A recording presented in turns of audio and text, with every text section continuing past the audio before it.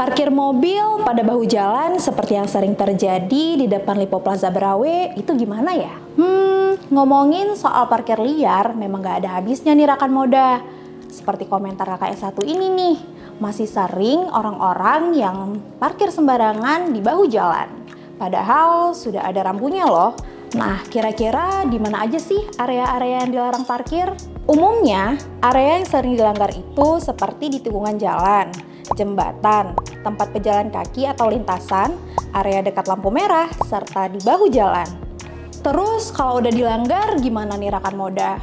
Tentu ada sanksinya ya.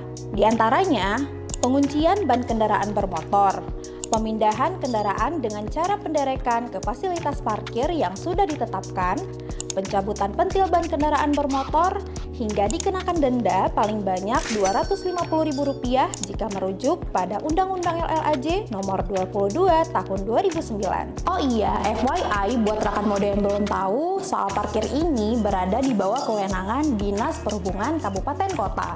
Jadi buat rekan Moda yang mau bertanya dan mau melapor, silakan ke Dinas Perhubungan Kabupaten Kota tempat rekan Moda tinggal ya. Buat rekan Moda yang mau bertanya, kasih masukan dan saran, bisa share di kolom komentar video ini.